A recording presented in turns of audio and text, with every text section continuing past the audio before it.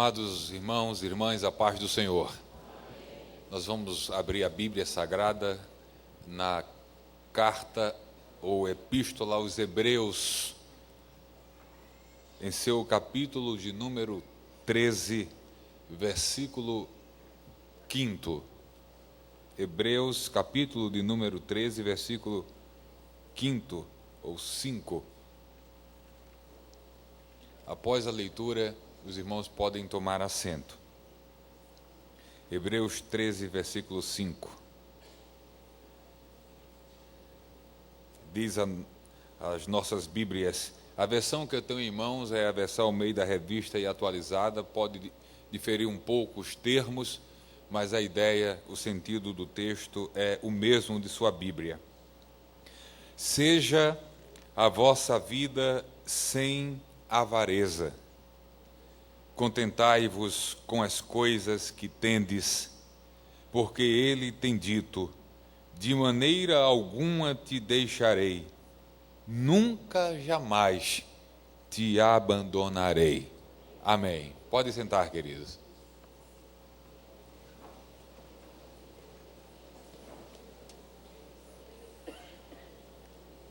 Hebreus capítulo 13, verso 5. Quero dar graças a Deus pelo grande privilégio e responsabilidade de poder nessa noite compartilhar com os irmãos aquilo que o Senhor tem colocado em nosso coração. Agradecer também a confiança do pastor Roberto e contar com a graça de Jesus e com as vossas orações, com as vossas intercessões. É bom estar na igreja juntos, orando, adorando a Deus. Ouvíamos ali o irmão Natanael orando em forma de canção, aquilo é uma oração, né? Pai do céu, e ele falava do grande desafio de fazer seu novo trabalho. Enquanto ele tocava, eu ficava pensando em tantos talentos, da forma grandiosa pela qual Deus tem abençoado a nossa igreja aqui em Abreu e Lima. E enquanto ele tocava, por algum motivo isso me veio à mente, e serve para ele, serve para tantos outros que aqui estão. Ele falava de um cântico novo numa música antiga, né? E enquanto ele tocava, eu observava que nessa coisa do cântico novo, o cântico novo tem a ver com novas motivações para cantar, mesmo que seja a mesma música, mas em especial da forma que ele cantou, é uma música antiga com uma nova roupagem, com um novo arranjo, com um estilo todo próprio. É onde eu quero chegar. É importante que na nossa vida cristã, que seja na composição musical, na composição literária, no ser e no fazer, é importante sempre mantermos a nossa identidade. Tudo que a gente faz na vida precisa ter a nossa marca digital, de fazer, de realizar, de produzir, de interpretar, e alguém ler ou alguém ouvir e dizer, isso aqui parece com fulano, parece com Beltrano. Nunca queira ser quem você não é, porque você é exatamente aquilo que Deus quis que você fosse. Seja o que você é para a glória de Deus. Precisava falar isso antes de trazer uma palavra nessa noite, porque Deus assim aqueceu o meu coração ali com esse momento de louvor em forma de adoração e de canção, ou de canção em forma de oração, enfim. Queridos, nessa noite, dentro desse preciosíssimo tempo que temos, quero compartilhar com os amados uma palavra da parte de Deus, que se trata de uma das grandes necessidades na vida dos homens, na vida dos filhos de Deus, na vida de um discípulo de Jesus, na vida de um crente. Falar sobre a necessidade do contentamento. a necessidade do contentamento. Contentar-se, estar satisfeito. Em primeiro lugar, precisamos entender, compreender ou lembrar que não tem a ver com se acomodar, com acomodar-se. Contentamento é algo diferente. Então, contentamento não tem a ver com o desejo, ou com a falta do desejo, melhor dizendo, ou com a falta de vontade de crescer, de progredir, de prosperar, de conquistar. Não. Contentamento não é a mesma coisa que acomodação. Também contentamento não tem a ver com se render a qualquer tipo de pensamento ou ideia fatalista. Ou seja, nasci assim, sou assim, vou morrer assim, foi Deus quem quis assim. Não. Também contentamento não tem a ver com isso. Se o contentamento não tem a ver com a falta do desejo de conquista, não tem a ver com comodismo e não tem a ver com fatalismo, o que poderia vir a ser? O que poderia significar estar contente, estar satisfeito? Contentamento, na perspectiva bíblica, tem a ver com fé. Contentamento tem a ver com a fé no Deus que conhece todas as nossas necessidades e promete e garante supri-las. E não apenas isto, mas a fé num Deus que também promete cooperar com o nosso esforço, com a nossa dedicação naquilo que realizamos para a glória dele. Contentamento tem a ver com fé. Contentamento é uma busca, é uma necessidade que na nossa vida só será possível, só se tornará concreto na medida em que superarmos algumas inclinações da carne, alguns desejos daquele aspecto do nosso ser que nos inclina a não buscar a vontade de Deus, que nos inclina para aquilo que desagrada a Deus. E só é possível superar as inclinações, os desejos da carne, no poder do Espírito e através da eficácia da palavra de Deus. Nessa necessidade de superar algumas inclinações ou desejos da carne, eu quero tratar de algumas dessas inclinações que são necessárias de serem superadas para que a gente possa viver na dimensão plena do contentamento, da satisfação daquilo que somos e que temos em Deus e da parte de Deus.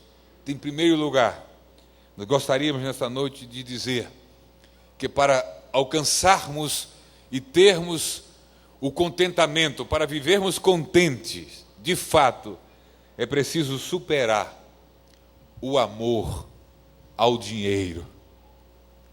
Não dá para estar contente ou para ser contente, para viver na dimensão do contentamento, sem a superação do amor ao dinheiro.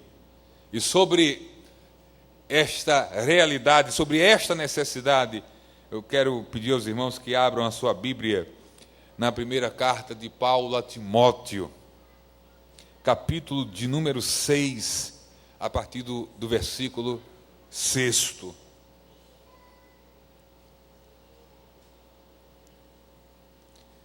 No caminho ao contentamento é necessário superar o amor ao dinheiro.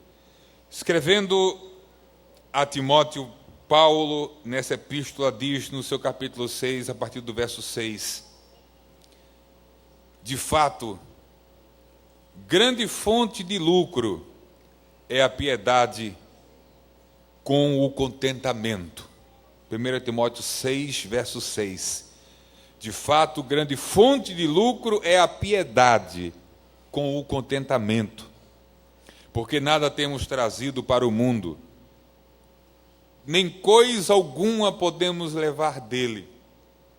Tendo sustento e com que nos vestir, estejamos contentes.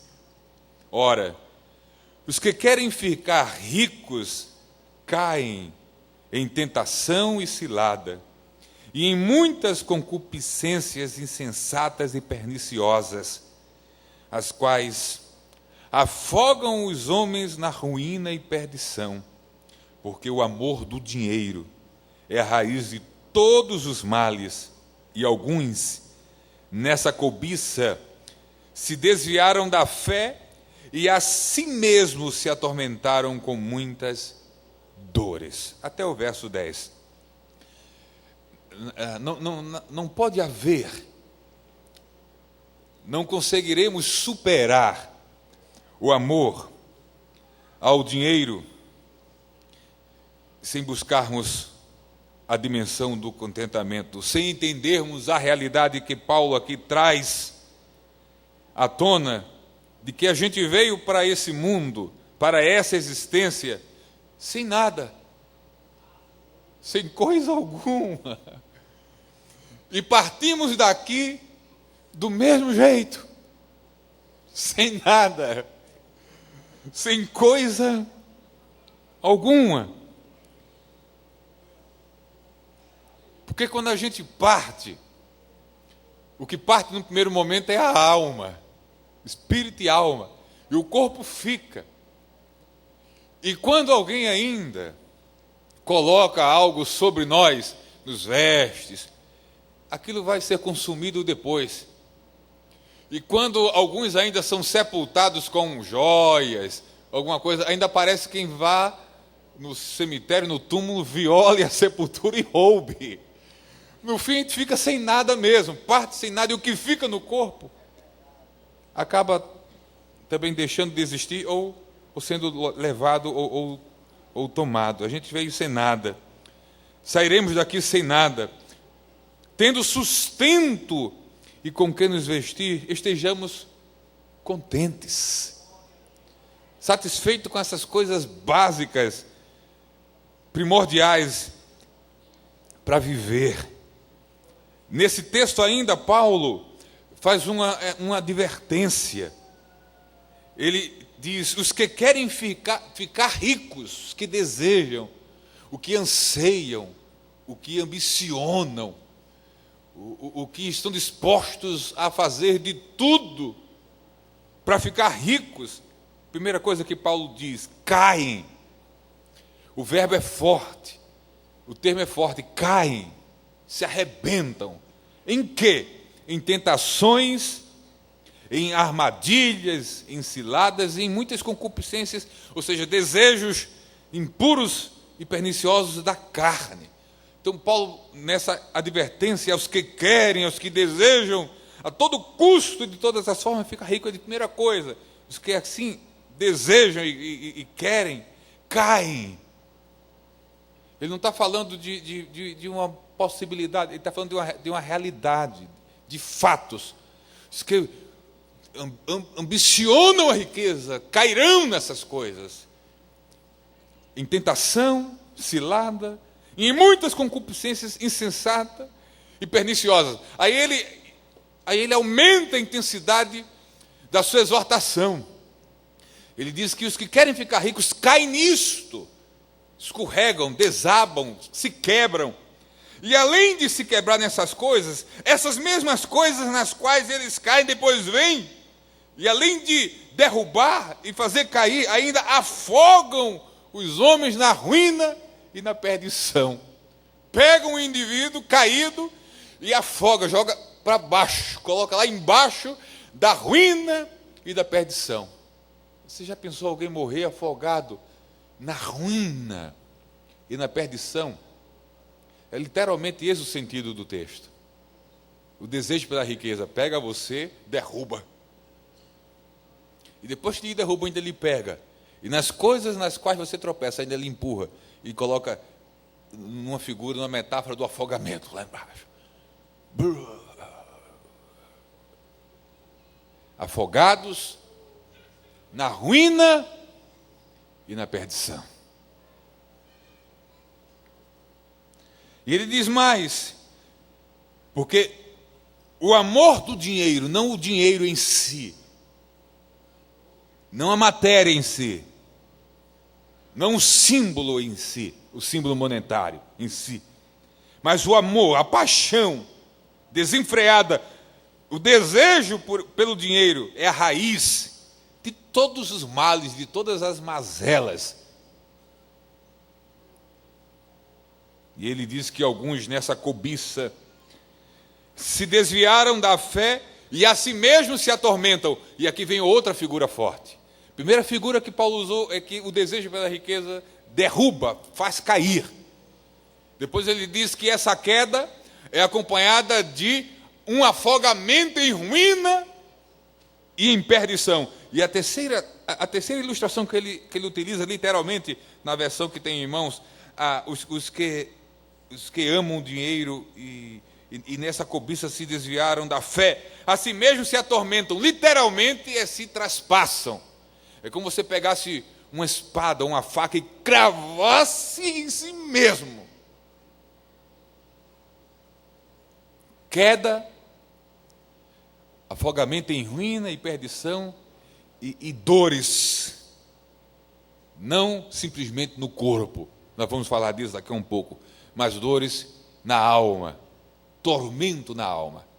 Então os que ambicionam, os que amam o dinheiro, o que desejam ser a todo custo rico, só trazem ou atraem para si desgraça.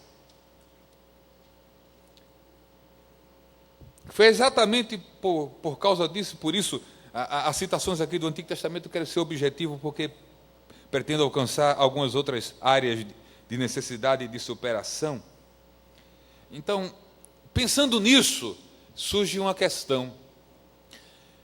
Se a riqueza pode produzir todos esses males, é possível ser crente, ser rico, ser proprietário de indústrias, de comércio, ter dinheiro e não cair nessas desgraças aqui? Sim, é possível.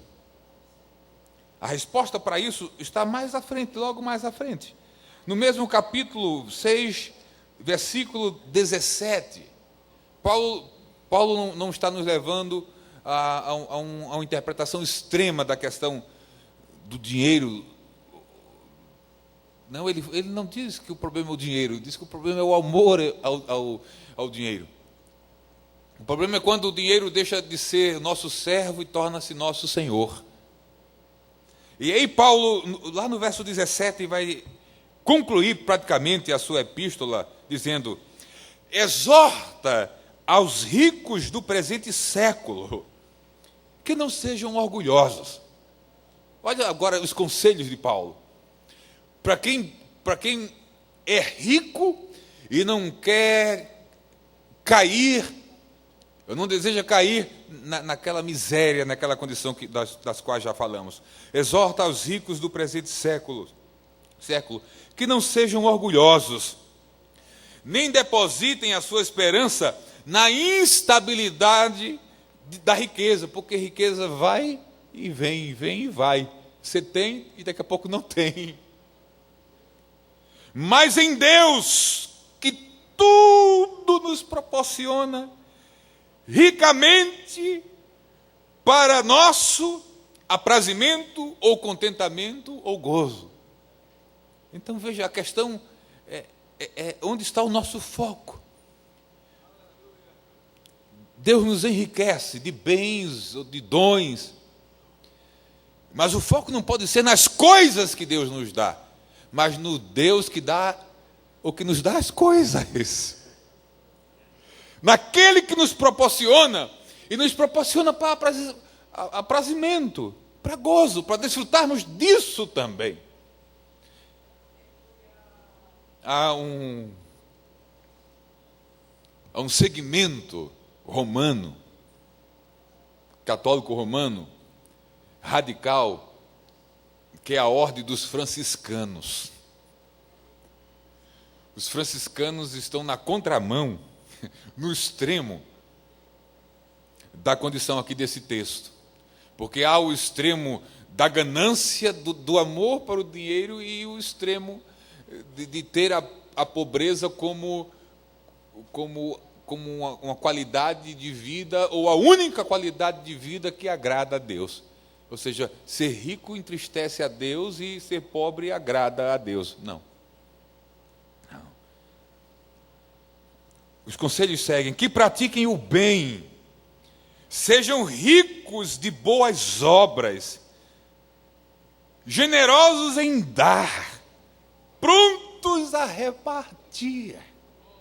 Olha o conselho para crentes ou não crentes ricos que Paulo dá, para não incorrer naquela miséria do que já vimos. Que pratiquem o bem, sejam ricos de boas obras, de boas ações, de caridade, de contribuição, de ação social, generosos em dar. Não é dar assim. Tem gente que para dar, até em casa, vira de lado assim, para tirar do bolso, né? ou tira a carteira e na hora de dar, dá as costas, puxa a cédula pela orelha assim. Guarda e dá assim. Nem abre a carteira. Dá pouco e ainda pede troco. Generosos em dar, prontos a repartir, que acumulem para si mesmos tesouros, sólido fundamento para o futuro, a fim de se apoderarem da verdadeira vida. Aí Paulo termina exatamente a sua exortação, fazendo-nos lembrar Jesus, em Mateus 6, 19 a 21. Mateus 6, 19 a 21. Não acumuleis para vós outros tesouros sobre a terra, onde a traça e a ferrugem corroem, e onde ladrões escavam e roubam. Mas ajuntai para vós outros tesouros no céu, onde traça nem ferrugem corrói, e onde ladrões não escavam nem roubam. Porque onde está o teu tesouro, aí estará também o teu coração. Então, a primeira coisa que temos que superar, rumo ao caminho do contentamento, o amor ao dinheiro. Mas, pastor, o senhor falou uma coisa interessante aí, sei lá, de repente muitas coisas me chamaram a atenção. E essa coisa de riqueza é interessante. Uma coisa fundamental para fecharmos a questão da superação do amor ao dinheiro é procurarmos conhecer em Deus, nesse aspecto financeiro, qual a medida dele para nós.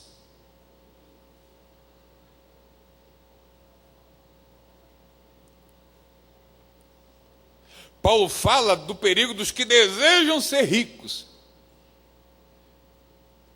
E há alguns que desejam ser ricos e acabam não sendo, e outros que não buscam a riqueza material e financeira e acabam sendo ricos, porque Deus, quando quer enriquecer ou fazer o crente prosperar, prospera e enriquece.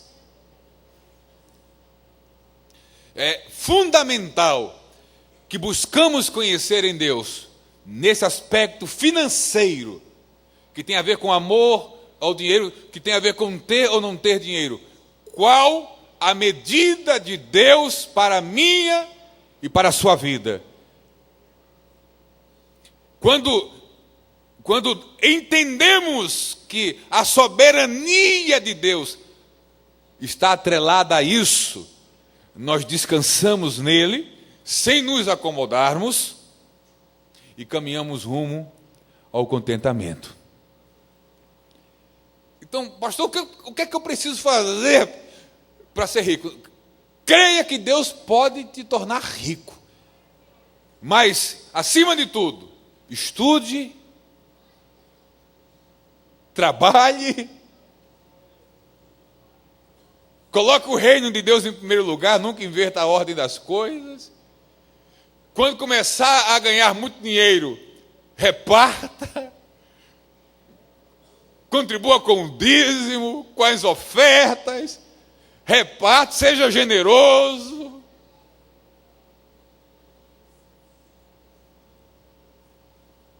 E deixa Deus te conduzir e te conceder a medida que Ele determinou para mim e para a sua vida, cooperando com os nossos esforços. Eu acho que no final do ano retrasado, nós estávamos, acho que em Rondônia, e o Senhor, numa das noites, num dos trabalhos em que estávamos, colocou em meu coração uma palavra. O Espírito de Deus me fez lembrar essa palavra aqui nessa noite. E naquela noite, naquele culto,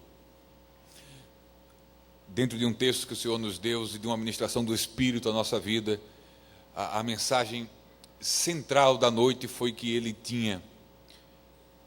estava provendo em graça uma nova medida de dons, de talentos e de bens e de riquezas na vida daqueles que escutavam a palavra de Deus naquela noite. Eu tenho certeza absoluta em minha alma que essa palavra de Deus nessa noite, essa primeira necessidade de superar o amor ao dinheiro, não é apenas uma palavra de correção para a gente, mas é uma palavra de preparação. Preparação para quê? Preparação para receber de Deus. Porque antes de Deus nos dar qualquer coisa, Ele nos prepara para receber. Então, creia que essa palavra tem endereço certo nessa noite. E esse endereço pode ser a sua vida. Se prepare para uma nova medida de bens e de riqueza e de prosperidade de Deus para a tua vida. E quando ela vier, coloque em prática o que você ouviu nessa noite. Aleluia. Eu creio numa nova medida de Deus nessa noite para a minha vida. Que me torne mais generoso, que me faça repartir mais, que me faça socorrer mais, que me faça contribuir mais. Eu creio e eu quero toda a medida de Deus para a minha vida. Queira também para a sua vida toda a medida de Deus de prosperidade para a sua vida. E eu não estou falando daquela prosperidade barata, daquela barganha que a gente vê em televisão, em internet. Não estou falando de manipulação psicológica. Eu não estou falando de troca com Deus. Eu estou falando da bênção de Deus sobre a vida de quem Ele, em soberania e graça, resolve abençoar e prosperar. Creia que há uma nova medida de Deus, insisto, nessa noite para a minha e para a sua vida. E quando ela vier, reparta, contribua, pague o voto, dê na assistência social, dê na missão, dê nos projetos que estão no coração de Deus e que são colocados no coração do pastor da igreja. Superando o amor ao dinheiro. Rumo ao caminho do contentamento. Mas há uma segunda coisa que precisamos superar no caminho em busca do contentamento, que o texto que nós lemos de 6 e 19 faz a ponte. Mateus 6 e 19 diz: não acumuleis. E nós vamos exatamente agora para Lucas capítulo 12.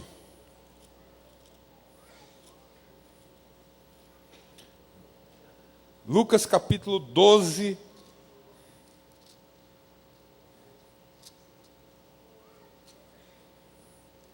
a partir do verso 13.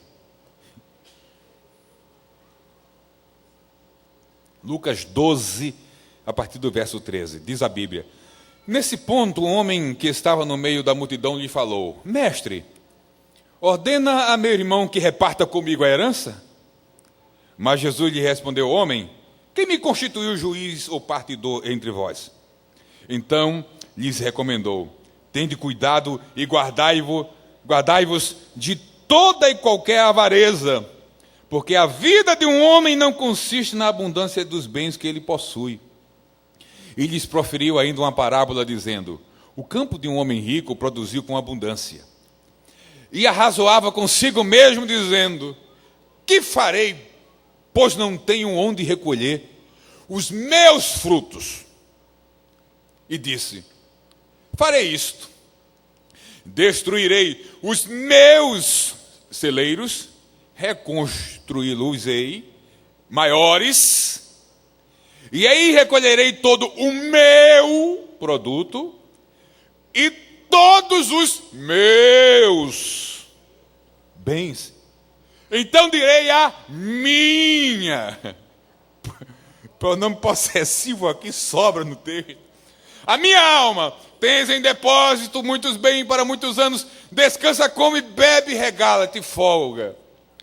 Mas Deus lhe disse: louco, esta noite te pedirão a tua alma, e o que tens preparado, para quem será?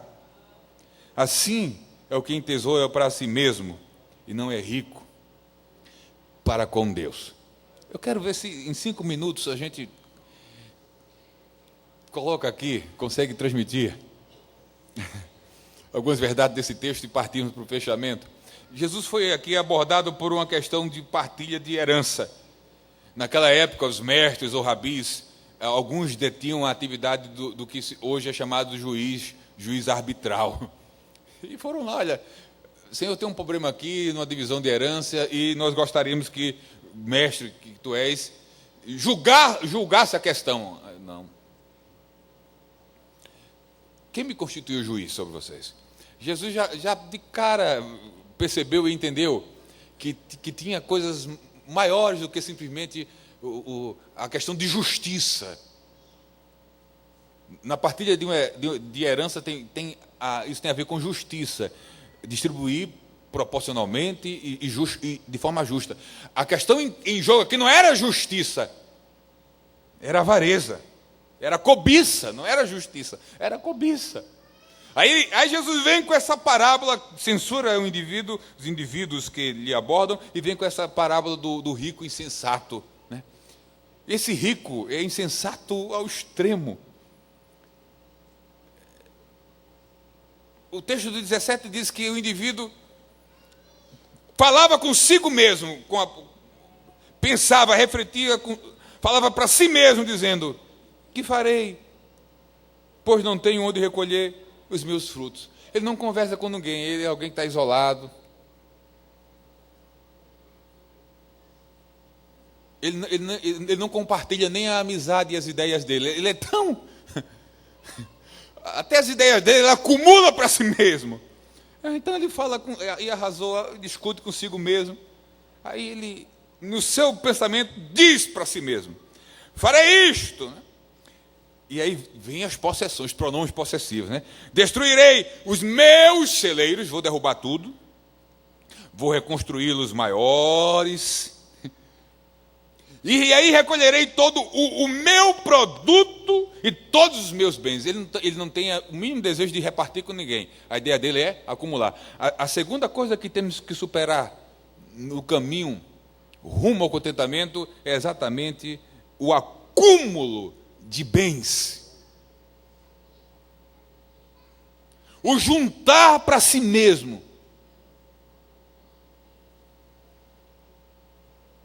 Aí ele diz: tudo é meu e é muito, então vou destruir meus celeiros, meu produto, meus bens.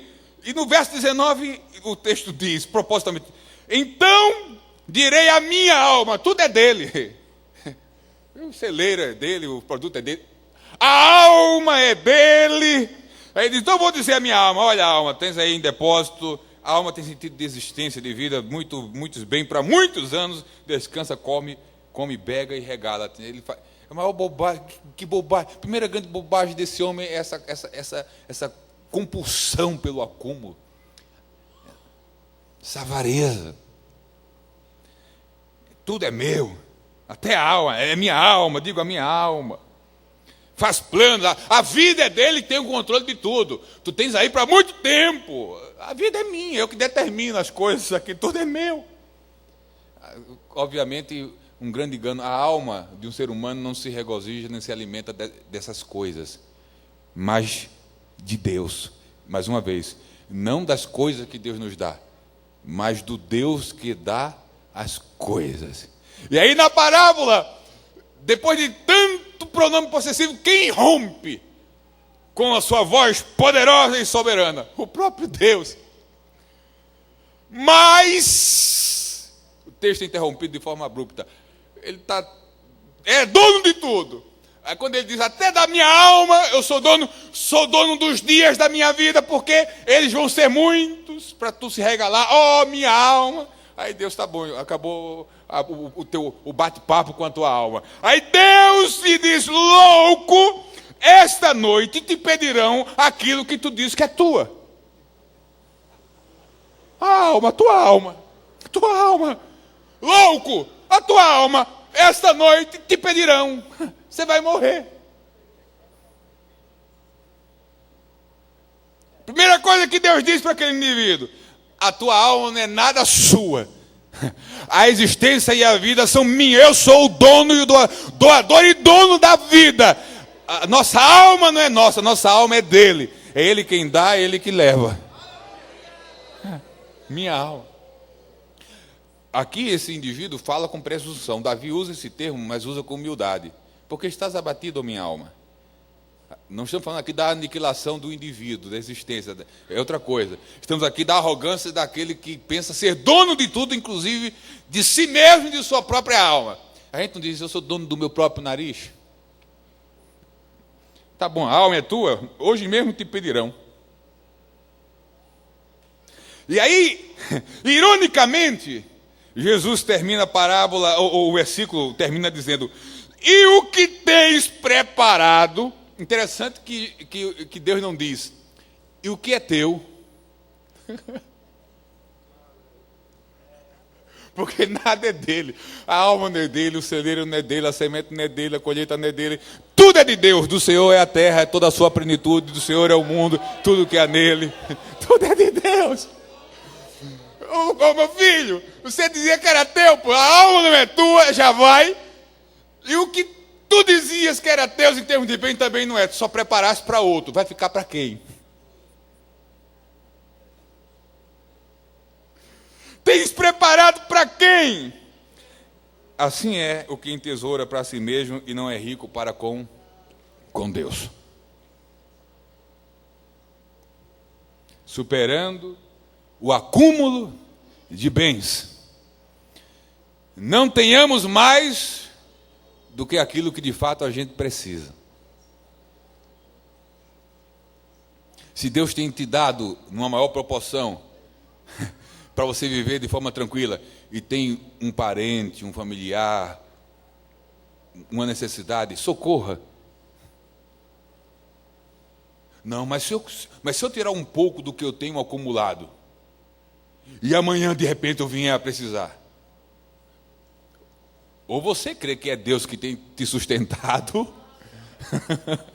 e provido, ou você entende que na medida que a gente reparte, Deus nos dá mais ainda, ô querido, você está no caminho dos acumuladores de bens.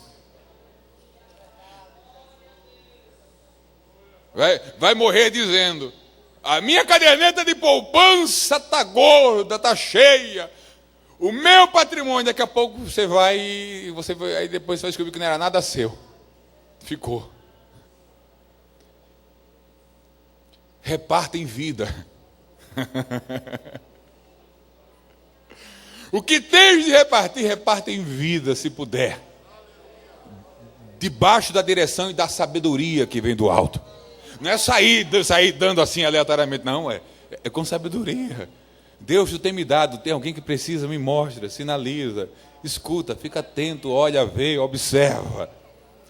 Terceira coisa que precisamos superar no caminho rumo ao contentamento. E aí voltamos para o texto inicial, Hebreus capítulo 13, versículo 5. Seja a vossa vida sem avareza, Hebreus 13, 5. Contentai-vos com as coisas que tendes, porque ele tem dito, de maneira alguma te deixarei, nunca jamais te abandonarei. E agora vem o milagre do tempo. Terceira coisa que precisamos superar. Primeiro, o amor ao dinheiro. Segunda coisa, o acúmulo de bens. Terceira coisa, o consumismo desenfreado. O consumismo é um fenômeno moderno e pós-moderno. O consumismo é, na linguagem popular, comprar, sem precisar. Rapidamente. Século XVIII, Revolução Industrial. Produção em série de bens, de máquinas. Antigamente era tudo em oficinas artesanais. Agricultura, pecuária e a produção de coisas. Era tudo artesanal. Demorava, fazia uma peça, demorava para fazer. Quando veio a Revolução Industrial, com a criação da máquina a vapor, a fábrica, produção em série, muita coisa. Mas muita coisa produzida precisa de muita gente para comprar. Não é só produzir, é vender. E o que é que a gente faz para vender? Propaganda.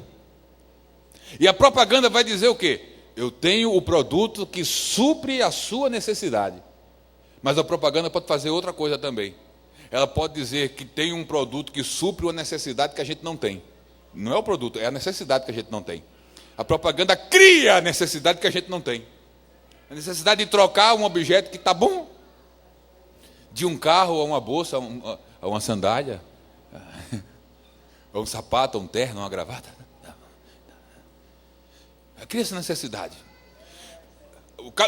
Surge o capitalismo, os donos, os proprietários das indústrias de comércio vão enriquecendo, os trabalhadores vão ali produzindo para eles ficarem ricos, e tal.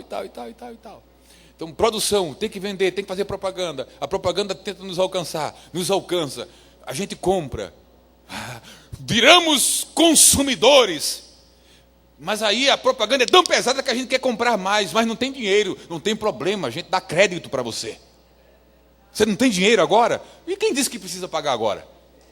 Eu te dou crédito. Só uma pergunta aqui. Não precisa dizer o valor que ninguém vai saber. Quem aqui tem cartão de crédito ou cheque especial cujo limite é maior do que o seu salário? Levanta a mão bem alto assim. Como pode? E eu não vou expor, porque tem aqueles aqui que nem limite tem no cartão, é sem limite. A operadora diz, não te preocupa, você vai comprando cada vez que precisar, é só comprar.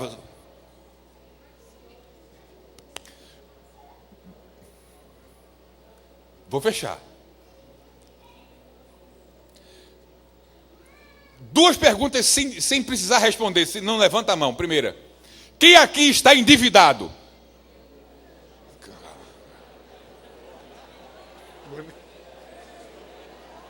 Agora a segunda pergunta, é mais pesada. Olha só, essa teve esse movimento. A segunda vai deixar você mais pensativo. Quem aqui deve mais do que pode pagar? Tem gente aqui devendo mais do que pode pagar. Aí está sem dormir, está ficando depressivo, já entrou no Rivotril, no negócio lá, naquela turma toda lá, para dormir, porque não consegue. O que que aconteceu com isso? Você entrou no engano de que tinha muito limite no cartão, mas esqueceu que o limite de cartão de crédito não é salário, é outra coisa. Você sabe quais são os piores clientes dos cartões de crédito e dos bancos e das financeiras? Os piores clientes, os piores, são os que pagam em dia. Os piores clientes, se você paga o cheque especial em dia, sem juros, o cartão de crédito, você é o pior cliente da operadora, porque ele quer que você deva, entre no rolo compressor, paga o mínimo e entre no rolo, do rolo. E o pior, você entra no rolo e não para de comprar. Aí o rolo...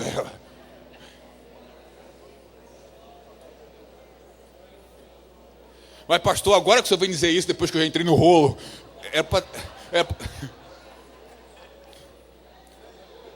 E para quem já entrou, pode sair, tem como sair? Tem rapidamente.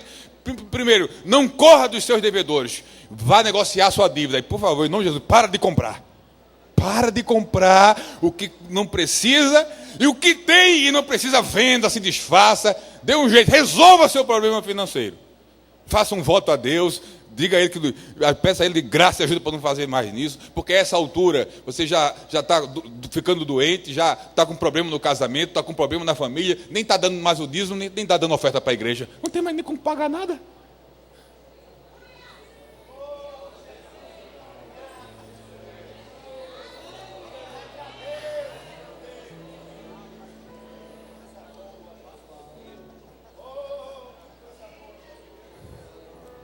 Seja a vossa vida sem avareza. Pastor, estou fechando, perdoa um minutinho que já passou ali. Todos já ouviram essa frase. Nos tempos atuais, vale quem tem.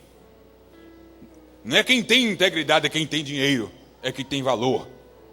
É quem tem prioridade. É quem tem atendimento VIP. A loja e o banco não lhe atende pela integridade que você tem, lhe atende pelo que você movimenta lá. Aí a gente sabe disso, as pessoas valem no mundo de hoje o quanto tem, não o que são em termos de integridade. Aí se criou uma outra ilusão. Se as pessoas só são valorizadas quando tem, e você quer ter valor, você não precisa ter. Você só precisa parecer que tem. Então você faz o seguinte, você compra um carro que você parece que pode pagar, faz o financiamento de um apartamento que parece que pode pagar, compra roupa de grife que parece que pode pagar e vai vivendo de aparência.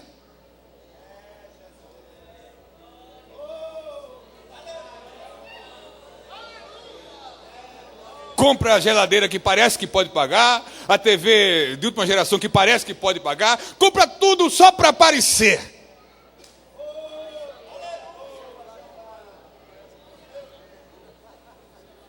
Seja a vossa vida sem avareza. Contentai-vos com o que você tem. Por quê? Olha, por quê?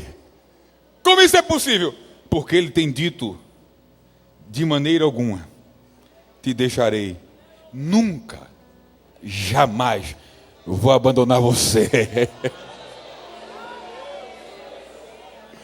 Em outras palavras, não se apega às coisas e ao dinheiro, ao acúmulo, ao consumismo, porque eu cuido de você, eu te sustento, eu te alimento, eu te visto, eu te amparo. Se contente e se alegre nele, em nome de Jesus.